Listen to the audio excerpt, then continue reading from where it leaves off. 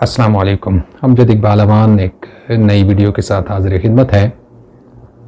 आज मैं आपको बताऊंगा, क्योंकि काफ़ी सारे सादा लोगों को ये नहीं पता होता कि डीसी रेट क्या होता है और एक्चुअल रेट क्या होता है। जब प्रॉपर्टी आप ख़रीदते हैं या बेचते हैं तो उस वक्त जो रेट जिस पे आपने टैक्स अदा करना होता है वो डीसी रेट होता है।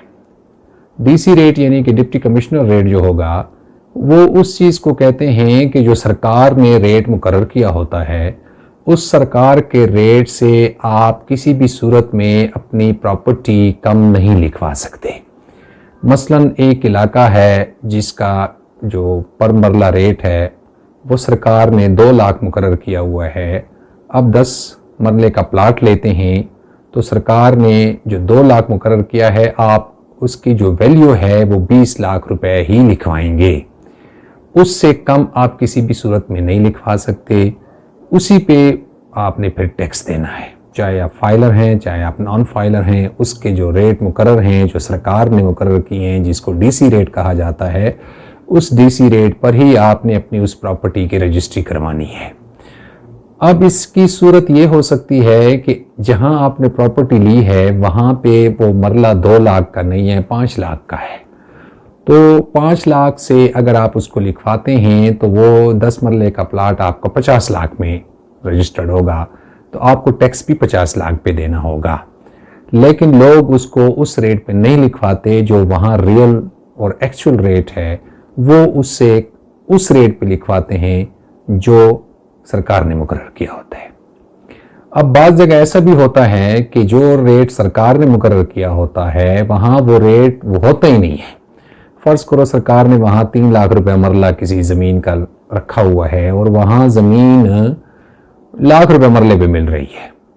अब अगर आपने 10 लाख मरले का प्लाट लिया है तो आपने 10 लाख रुपए पे लिया है, लेकिन सरकार का हुक्म है वहाँ पे जो 3 लाख रुपए मरला है तो आपने 30 लाख में लिखवाना है, जो कि ज़्यादती होती है इस सूरत में कि वहाँ ज़मीन के ये रेट होते ही नहीं हैं। बल्कि बाज़ औक़ात तो ऐसी जगहें जहाँ पे आपको 10 लाख का कनाल मिल जाता है, वो जो रेट लिस्ट आती है वहाँ पे आपका वो कनाल करोड़ पे पहुँचा हुआ होता है। तो आप हैरान होते हैं कि एक चीज़ मैं 10 लाख की ले रहा हूँ तो उसके जो है रेट अब मैं करोड़ कैसे लिखवाऊँ, उस पर किस तरह इतना टैक्स दूँ मैं। तो इसके लिए ज़रूरी है कि सरकार के लोग जो हैं जब रेट मुकर्रर करें तो वो वहाँ के इलाके के लोगों से पूछें, प्रॉपर्टी डीलर से पूछें, राब्ता करें और उसके मुताबिक रेट मुकर्रर करें। अगर ज़्यादा रेट है तो फिर तो किसी को नुकसान नहीं होता, क्योंकि वो गवर्नमेंट को तो नुकसान है कि वो जो चीज़ अब वहाँ 5 लाख रुपए मरला है लोग 2 लाख रुपए पे लिखवा रहे होते हैं कम से कम जो रेट मुकर्रर होते हैं।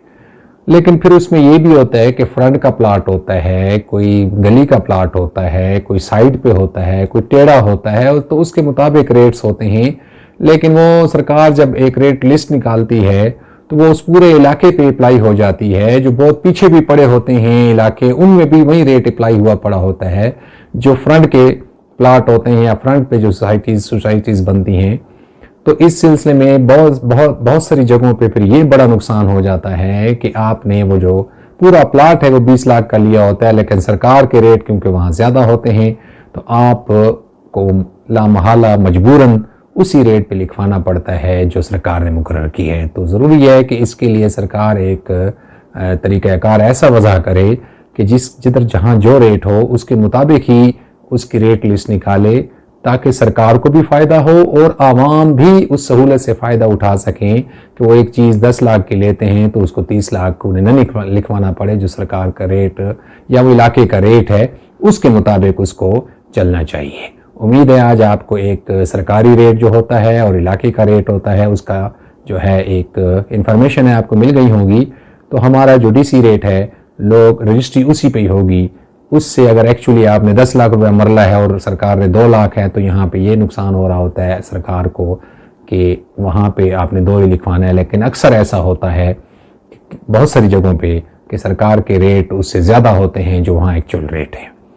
उम्मीद है आपको वीडियो पसंद आई होगी। इजाज़त चाहूँगा। अल्लाह ने के बाद।